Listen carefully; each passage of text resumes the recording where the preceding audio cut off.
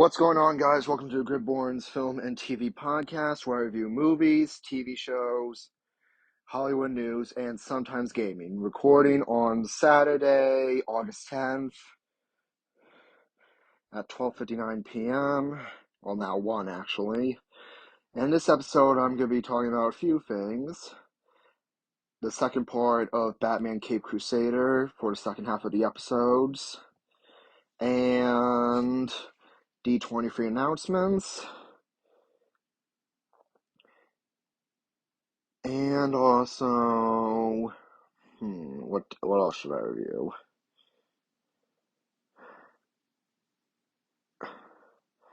You know what? Never mind. Well, it'll come up to mind soon. Oh wait, I got it. Since just a sec.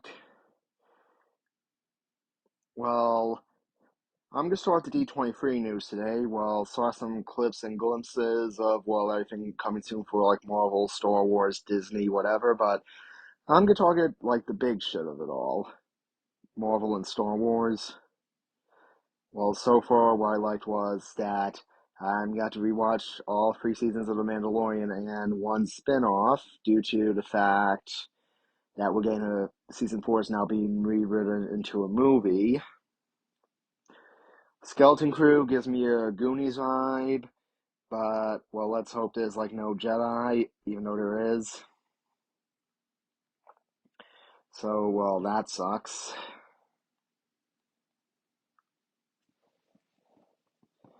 And also, saw the trailer for Ironheart, which got to commit a big mistake, which is reviewing the last time we saw Ironheart, which was Black Panther 2. And also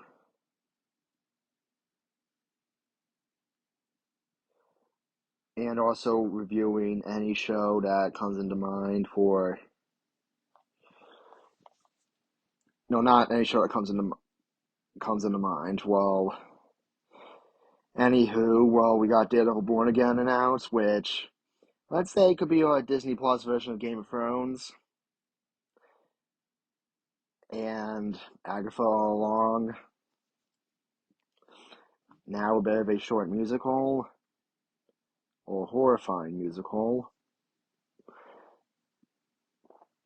And that's probably it for D23. So now, anyway, let's get to the news of Batman Cape Crusader. And for the other half of today's show, we are also going to be reviewing I know. We are going to be reviewing Daredevil, the original series, episode 1, season 1, and episodes 2 and 4, season 2, episodes 2 and 4, due to the fact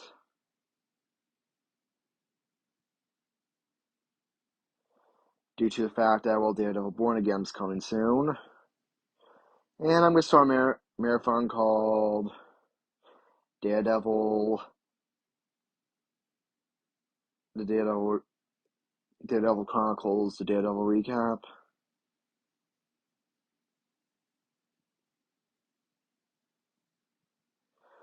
So anyway,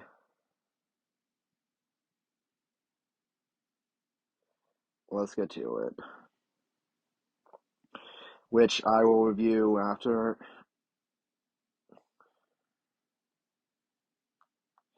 Okay, we did episodes 1 through 5. Okay, episode 6, Night Ride. When a mysterious ghost on horseback emerges to rob Gotham's working-class dense mayoral election campaigns threatened due to the robberies happening on his watch, he is offered a donation from Thorne, but hesitant to accept it.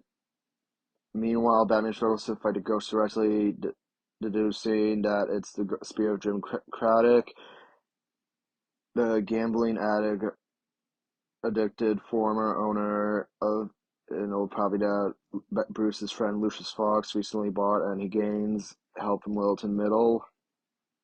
Midnight.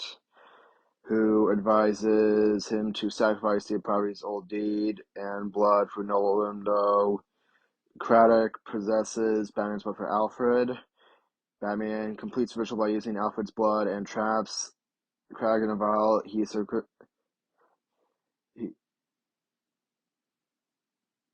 he subsequently gives it midnight to while Dan accepts Thorne's donation. And episode 7 is kind of like the worst episode. Because, like, let's say, I didn't like it. Not much. Okay, so I'm gonna, like, understand, like, introduce a terrible version of Deadshot. And that's probably it. That's why I didn't like it. Amidst a fundraiser call for Dan's campaign, multiple orphans are reported missing. Batman soon finds the culprit Natalia Knight, younger sister of inventor Anton Knight, who serves a mysterious alignment that can only be saved by draining energy from people, which grants her enhanced strength. After falling out while attacking Anton for his pristine control behavior, Natalia continues her attacks until she is absorbed by Batman after making her realize that she accidentally killed Anton, who begged Batman to stop her before she died. Batman takes Natalia safely while her victims were taken to hospital to recover. Meanwhile, Dent meets with Thorne to accept his donation but refuses to accept the condition of dropping a charge against Thorne's friend in relation. Thorne second throws a flask of acid at Dent's face. That was a Nocturne, episode 8. The Killer Inside Me, episode 9. After the aftermath of his assault, Dent loses the material bit and is left with having his face permanently scarred, which grows insecure.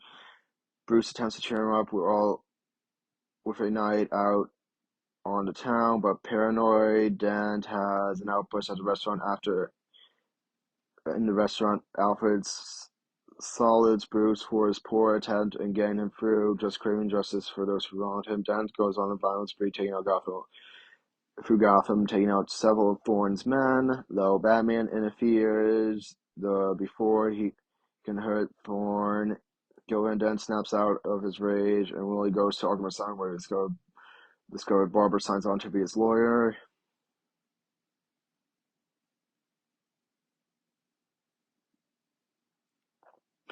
And the finale, Savage Night.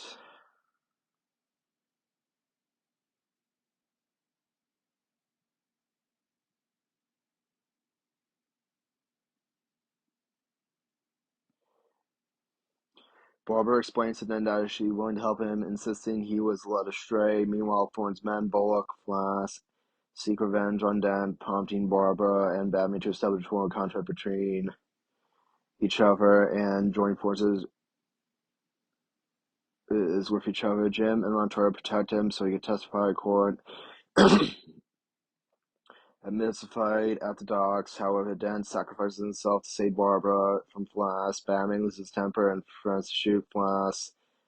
But he spares him. Following this, Batman assures Alfred that he failed to reach Dent's humanity. Batman still has his elsewhere. A mysterious man kills a series of victims with toxin that makes him laugh uncontrollably. My guess, the Joker.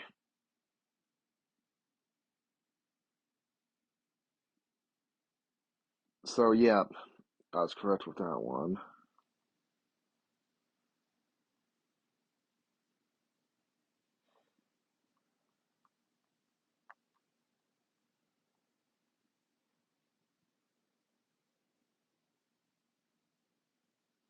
So, anyway, my complete thoughts of the series.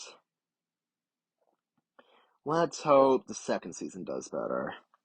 Even though they should have said it was like a DC Elseworld.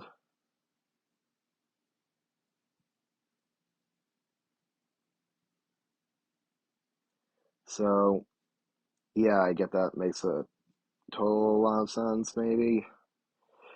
But let's see how what Superman does in James Gunn's universe. Let's see how it really does.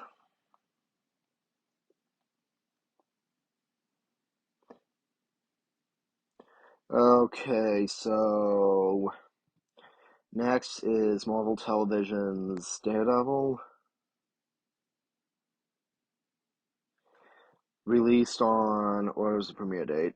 April 10th, 2015, which was a Marvel television series for the MCU, released on Netflix.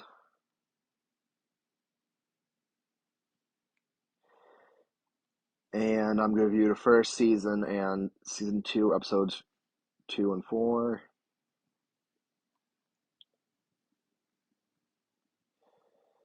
So anyway, let's get to it. Into the Ring, episode 1, directed by, no, I'm not going to say who directed it, even though it aired the same day. Crime cartels, including the Russian Mafia, Yakuza, and Chinese Bomb, have exploited Hell's Kitchen, circumstances the innocent and blinded it as a boy. An accident gave him heightened senses. Matt Murdock starts fighting this racing criminal element by night as a custom vigilante while opening a law firm with his friend Foggy Nelson.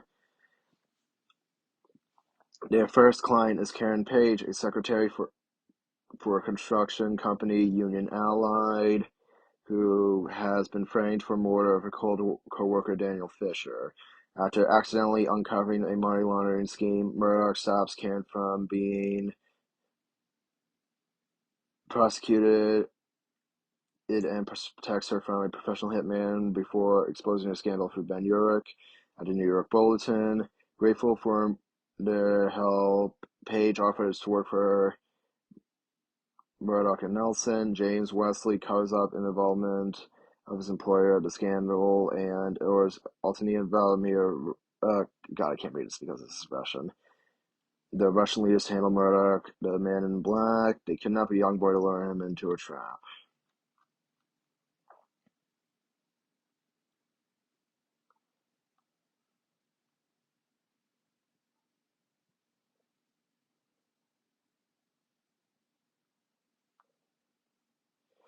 Okay, do I change of plans? I'm going to review episodes 1 through 5.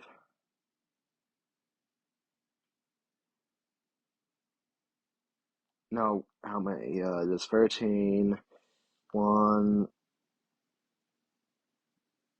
2, 3, 4, 5. No, I'll figure it out. When I stop, I'll stop.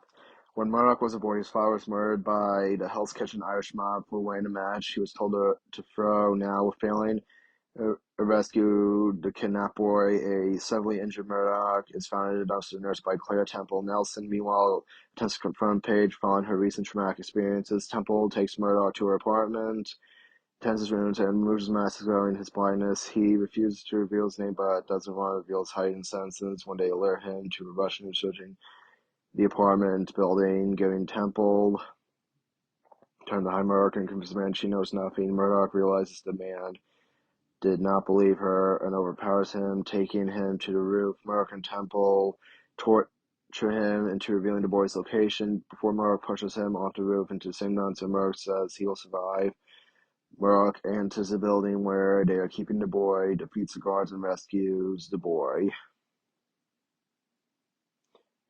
Wrapping in a snowstorm.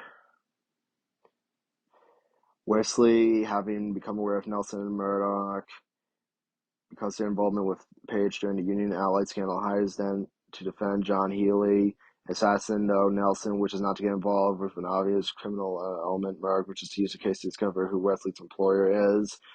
So accepts Wesley's offer, which includes a substantial sum to assure their silence. Page receives a similar new offer from Union Allied, who did not want to talk to anyone else about the scandal, and threatened to sue her for leaking the company's secrets to the press. If she does not agree despite this, Page goes to Yerk, whose editor, Michael Elson, is forcing him to write subversive stories rather than major crime breaks of his youth, and offers to tell him more about the Union Allied scandal. After successfully defending Healy, Murdoch confronts him and forces him to reveal Wesley's employer, Wilson Fisk. Healy commits suicide rather than being confronted by consequences is revealing Fisk's identity.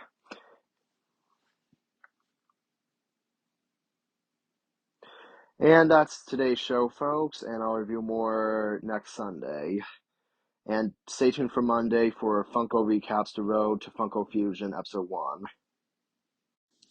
Please note, more episodes of Daredevil will be reviewed next week.